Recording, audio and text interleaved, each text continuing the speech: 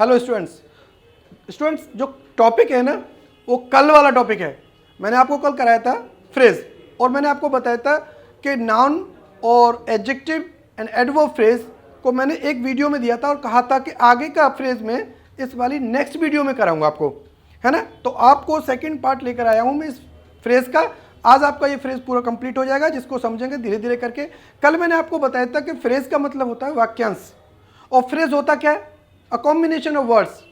एक वर्ड का ग्रुप होता है जो 2 का हो सकता है, 3 का हो सकता है, 4 का हो सकता है और ज़्यादा का भी हो सकता है ना। वो फ्रेज नाउन भी हो सकता है, एडजेक्टिव फ्रेज भी हो सकता है, एडवर्ब फ्रेज भी हो सकता है, वर्ब फ्रेज भी हो सकता है ना, प्रपोजिशनल फ्रेज भी हो सकता है, जेरेंड फ्रेज भी हो सकता है और इंडेफिनिट फ्रेज भी हो सकता है। तो ये आज मैं आप लोगों को इस चीज़ के बारे में डिस्कस किया हुआ। कल की वीडियो में मैंने आपको क्या कराया था, नाउन फ्रेज कराया था, एडजेक्टिव फ्रेज कराया था और एडवर्ब फ्रेज कराया था। उससे आगे चलता हूं। अगर आपको ये चीज़ समझनी है ना तो पहले आप उस वीडियो को देखिए। अगर आपने उसको देख लिया तो ही समझ में ये आएगी, अदरवाइज आपको ये समझ में मुश्किल से ही आएगी। तो पहले आप उस वीडियो को देखिए। तो शुरू करते हैं। देखिए मैंने उसके आपको बताया था फ्रेज के बारे में। फ्रेज का मतलब होता है वाक्यांश। वाक्यांश, फ्रेज का मतलब क्या होता है, वाक्यांश। ये 2 या 2 से अधिक शब्दों को मिलकर बनता है जिसका मीनिंग होता है लेकिन कंप्लीट मीनिंग नहीं होता। इसका कंप्लीट मीनिंग नहीं होता है। और दूसरी बात, इसका खुद का ना तो सब्जेक्ट होगा और ना ही खुद की वर्ब होगी। दोबारा समझिए, ना तो इसका खुद का सब्जेक्ट होगा ना ही खुद की वर्ब, यानी इसमें सब्जेक्ट और वर्ब एक साथ नहीं आएंगी, है ना। सब्जेक्ट फ्रेज में आ सकता है, वर्ब फ्रेज में आ सकती है, ऑब्जेक्ट फ्रेज में आ सकता है, लेकिन सब्जेक्ट और वर्ब को अगर मिला दिया जाए तो वो फ्रेज नहीं कहलाया जाएगा। वो या तो क्लॉज बनेगा या सेंटेंस बनेगा। तो मैंने आप लोगों को noun, adjective and adverb phrase कराए थे। आज मैं आपको लेकर चलता हूं वर्ब फ्रेज पर। अब वर्ब फ्रेज को समझते हैं। वर्ब फ्रेज, वर्ब फ्रेज क्या होता है, जिसमें वर्ब होती है और ग्रुप ऑफ वर्ब्स होता है ना। वर्ब का एक वर्ब होगी तो वो फ्रेज नहीं कहलाएगा। जैसे मैंने आपसे कहा I completed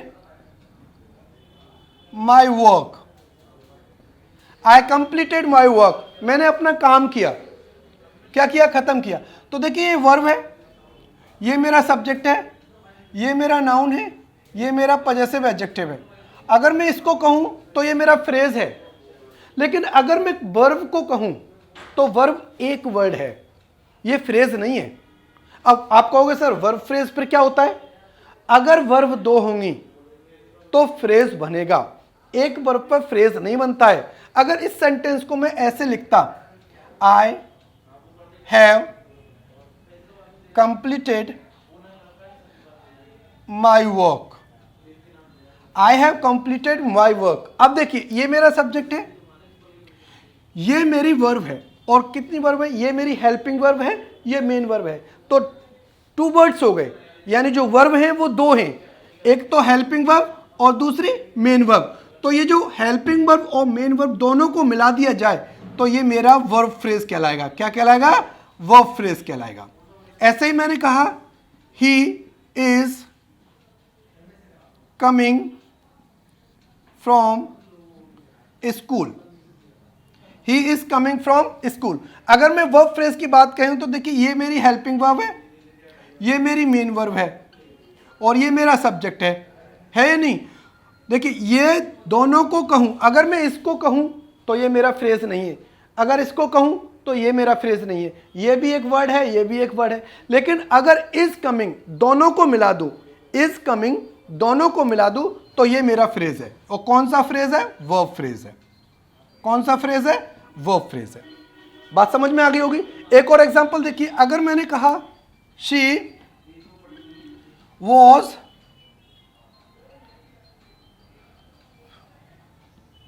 going there, she was going there. अब देखिए यहां पर शी मेरा क्या है, सब्जेक्ट है, देयर मेरा एडवर्ब है और वॉज गोइंग मेरा, ये दोनों मिलाकर बन गया फ्रेज। और ये कौन सा फ्रेज बना, ये बना वर्ब फ्रेज। कौन सा बना, वर्ब फ्रेज। तो वर्ब एक होगा ना तो वो फ्रेज नहीं होगा, वो वर्ड कहलाएगा, वो सिंगल वर्ब होगा। लेकिन जब 2 बन जाएंगे तो क्या बनेगा, वो फ्रेज बनेगा। क्या बनेगा, फ्रेज बनेगा। देखिए जैसे मैंने कहा you can dance well, you can dance well, यानी कहने का मतलब है तुम अच्छा नाच सकते हो, तुम अच्छा नाच सकते हो। तो देखिए ये मेरा सब्जेक्ट रहा, ये मेरी मॉडल रहा जिसे मैं मॉडल वर्ब कह सकता हूं, ये मेरा मेन वर्ब रहा और ये मेरा एडवर्ब रहा, और इन दोनों को अगर मैं मिला दूं तो ये मेरा वर्ब होगा और वर्ब फ्रेज बन जाएगा। क्या बन जाएगा? वर्ब फ्रेज बन जाएगा। तो आई थिंक ये चीज समझ में आ गई होगी आपको कि वर्ब फ्रेज होता क्या है। वर्ब एक है तो वो फ्रेज नहीं है, वो वर्ड है केवल। अगर वर्ब दो हैं यानी हेल्पिंग वर्ब और मेन वर्ब या मॉडल और मेन वर्ब, इनको मिला दिया जाए तो ये फ्रेज बन जाएगा। आई थिंक वर्ब फ्रेज समझ में आ गया होगा। तो चलिए नेक्स्ट चलते हैं अब और समझते हैं प्रेपोजिशनल फ्रेज। अब प्रेपोजिशनल फ्रेज क्या होता है? प्रेपोजिशन के साथ जो जुड़ा होगा, प्रेपोजिशन के साथ जो जुड़ा होगा वो प्रेपोजिशनल फ्रेज कहलाएगा। देखते हैं कैसे। इसको रेज करता हूं मैं। देखो, अगर मैं आपसे ऐसे कहूं प्रेपोजिशनल फ्रेज,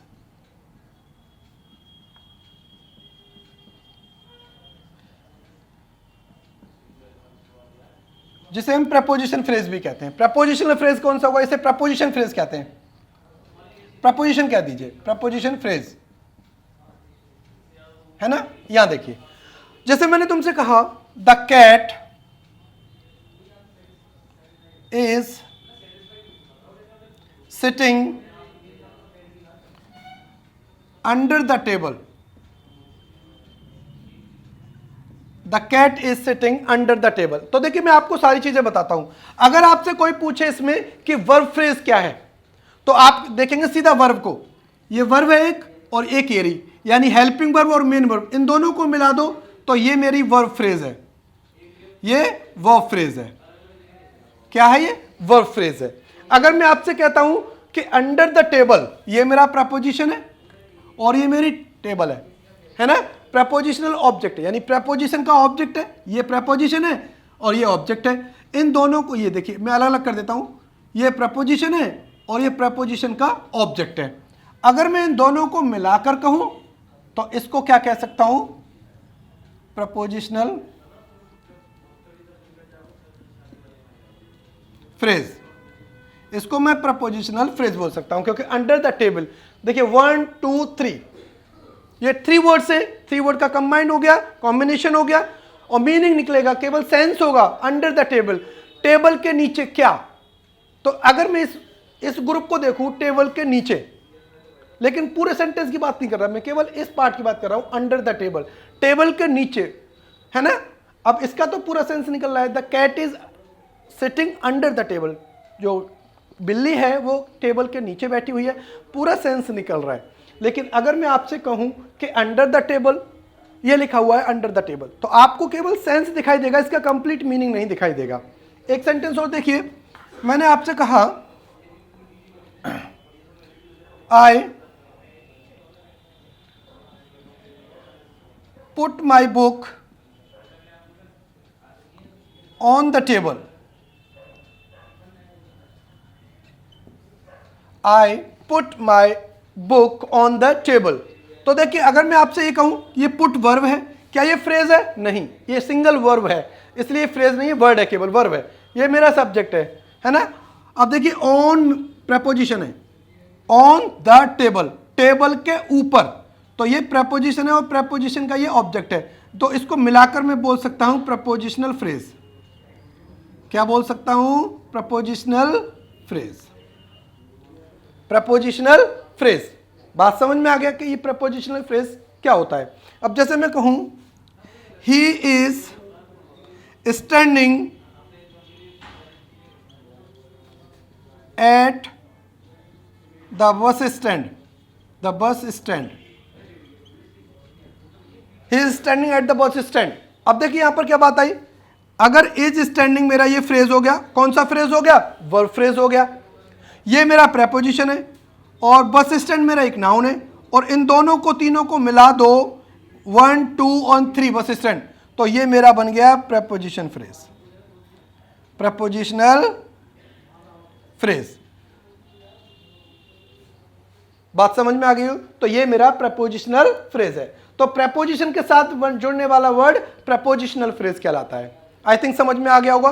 नेक्स्ट देखिए, ये प्रपोजिशनल फ्रेज हो गया, जिसे प्रपोजिशन फ्रेज भी बोल सकते हैं, प्रपोजिशनल फ्रेज भी बोल सकते हैं।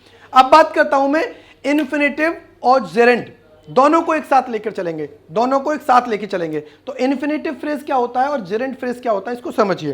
देखिए इन्फिनेटिव और जेरेंट क्या होता है। अगर मैं आपसे ऐसे कहूं, देखिए यहां पर infinitive, infinitive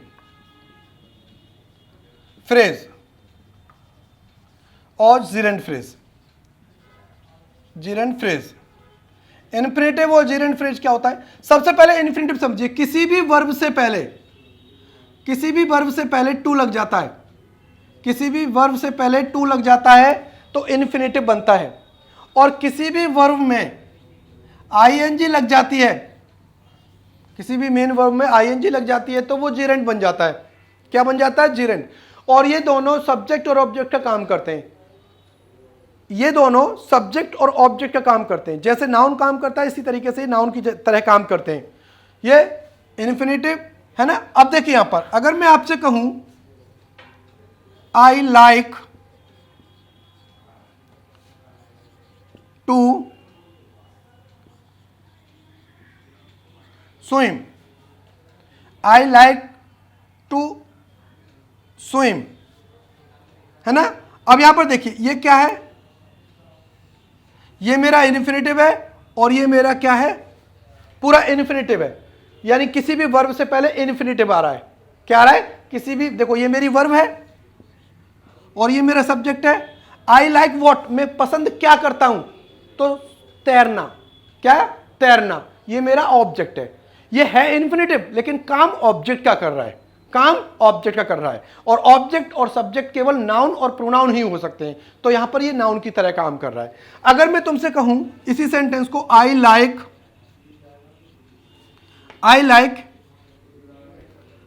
to speak English, मुझे क्या पसंद है? इंग्लिश बोलना, मुझे इंग्लिश बोलना पसंद है। तो देखिए ये मेरे सब्जेक्ट, ये मेरा वर्ब, ये मेरा इन्फिनेटिव, और ये अगर पूरे को कहूं मैं तो देखिए ये इन्फिनेटिव, इन्फिनेटिव के बाद एक शब्द और है, मुझे पसंद क्या है? इंग्लिश बोलना, इंग्लिश बोलना। तो ये मेरा इन्फिनेटिव ही तो है, तो इसे मैं क्या कह सकता हूं? Infinitive phrase. क्या कह सकता हूं मैं? इन्फिनेटिव फ्रेज, है ना, इन्फिनेटिव फ्रेज। अगर मैं आपको इस कहूं to swim, to sing a song is my habit, to sing a song is my habit, is my habit। अब देखिए यहां पर क्या है? To sing a song. अब देखिए ये मेरी वर्ब है, वर्ब से पहले टू लगा हुआ है तो इन्फिनेटिव हो गया। तो यहां पर मैं पूरे को, टू सिंग अ सॉन्ग को एक फ्रेज कह सकता हूं। क्या कह सकता हूं? फ्रेज। और किससे बनना है? टू सिंग, यानी इन्फिनेटिव से बनना है। तो मैं आपको बोल सकता हूं इन्फिनेटिव फ्रेज। क्या बोल सकता हूं? Infinitive phrase. क्योंकि ये किससे बना है? इन्फिनिट से बना है। क्या से बना है? इन्फिनिट से बना है, इसलिए यहां पर मैं इन्फिनेटिव कह सकता हूं। तो इन्फिनेटिव सब्जेक्ट के रूप में भी आ सकता है और ऑब्जेक्ट के रूप में भी आ सकता है। अगर मैं इसी तरीके से जेरेंट की बात करूं तो जेरेंट कैसे बनेगा? देखो अगर जेरेंट की बात करूं तो अगर मैं आपसे कहूं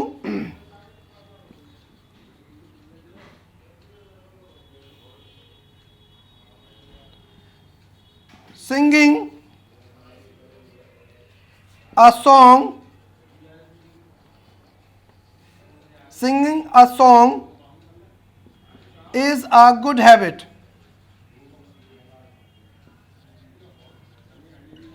singing a song is a good habit।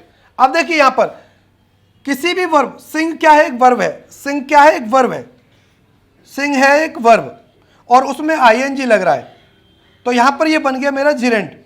और जिरेंट किससे शब्द होगा? Singing a song. तो ये मेरा पूरा फ्रेज है, क्योंकि जिरेंट से बनना है तो ये मेरा जिरेंट फ्रेज कहलाएगा। क्या कहलाएगा? जिरेंड फ्रेज कहलाएगा। क्या कहलाएगा? जिरेंड फ्रेज कहलाएगा। अगर इसी सेंटेंस को बात करूं, मिस्टर गुप्ता enjoyed